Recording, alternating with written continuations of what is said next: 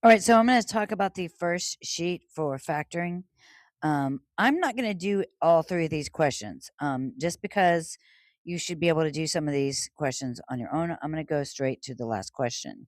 So I'm going to go to this question here. The only comment I want to make about this one is make sure you take out a GCF. Okay, so I'm going to go over this last question on factoring. We're going to go ahead and solve this using our area model because we do not have a GCF. I'm going to put my A term in my first box. I'm going to put my C term in my last box. I know that the sum of those two terms are going to be equal to 13. Now, again, I need to remember since the product of 3 and negative 10 is going to give me negative 30, so our product is negative. One of these factors inside this box here, these two boxes that give me positive 13, needs to be negative. Okay, so thinking about the factors of 30, we know we have 5 and 6, but one of the numbers needs to be negative. It's going to be the smaller number because it's positive 13 with the sum, so the higher number needs to be positive.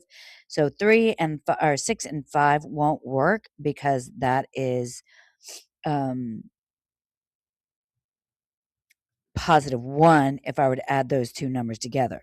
Another factor that would work would be 15 and 3, or 10 and 3. If you think of 10 and 3, 10 times 3, that would be negative 3, positive 10.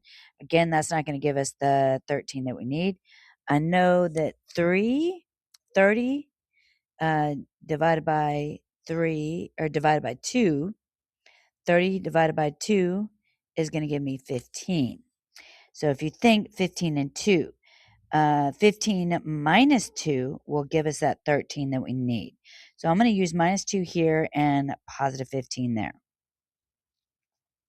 Okay, now let's talk about where I put the 3x because we know that the first box has an area of 3x. Let me get my laser pointer. So the first box has an area of 3x squared. So that means I need to have my side lengths. My side length and width is going to be 3x and x. So I either need to put 3x here or 3x here. Okay, I'm going to look at this number and this number to tell me where to put the 3x. If I put the 3x here, I would be looking at this length, the relationship between this and that. So 3x to get this length. So I would say 2 divided by the length of whatever I put here. 2 is not divisible by 3. So then I know I'm not going to put the 3 here. I'm going to put the 3x there. Now that tells me x is there. Well, think it's quite easy. Negative 2x divided by x is going to give me negative 2. So we have our first factor, which is going to give me 3x minus 2. Now, 15 divided by 3 is going to give me positive 2. Positive 2, blah, blah, blah. Positive 5. Positive 5. My bad. I'm so sorry. So that should be 5. 15 divided by 3 is 5. I had 2 on the brain because I just said 2. So then on here, my other factor, that's going to be x plus 5. We need to set our factors equal to 0. Now, using the pattern, you should remember, so I'm going to do my little squiggly. I'm going to put this term first because it's positive, so it becomes negative when I take it out. Remember this next one is positive 2 over 3, and I'm going to do some highlighting just to show you here. So this term that's being added or subtracted to the x, and when we have a coefficient, is going to be on top.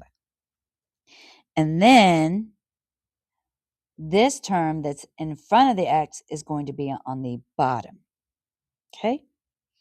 And just as a reminder, it's going to be opposite.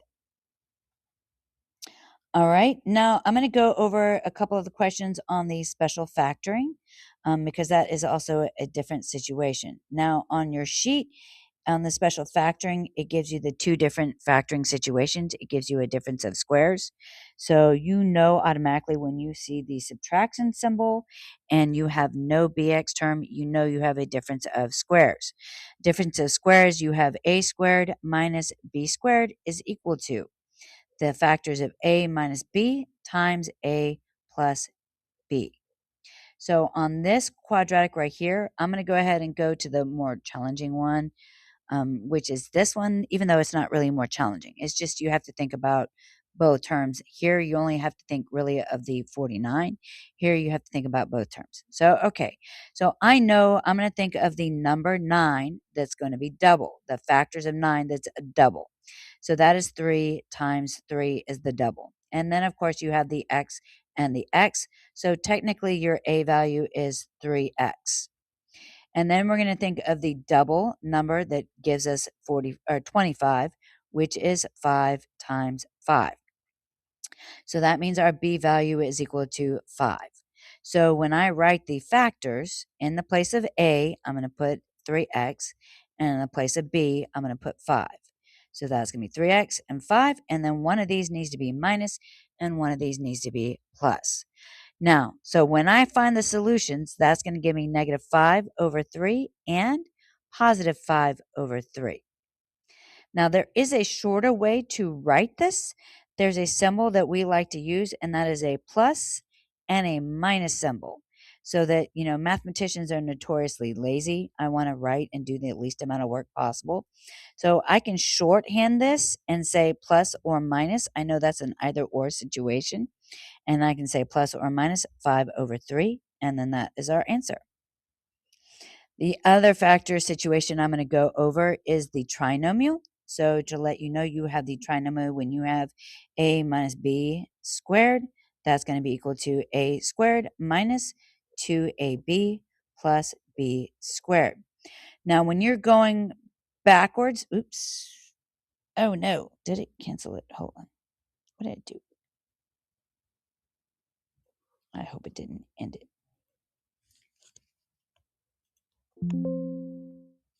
I gotta make sure it didn't end my video. Nope, it didn't end my video. Okay. All right, let me go back. There we go. Okay, so when we're going backwards, so that's a squared, not a squared, a minus b squared is equal to a squared minus 2ab plus b squared. Okay, since we're going backwards, we're going from the product to the binomial. All I really care about in this case, and I know this is a perfect square binomial, is I need to look at the first term. So we know that is 2x times 2x. That's the double. And I'm going to look at the last term, which is 9 times 9.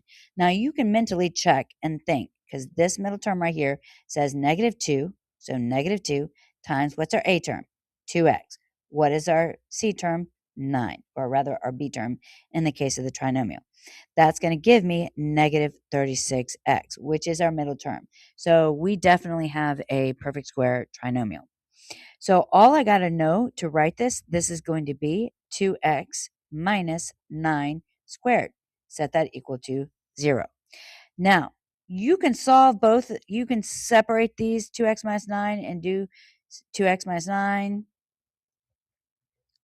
times 2x minus 9 equals 0, but you don't have to. You only technically have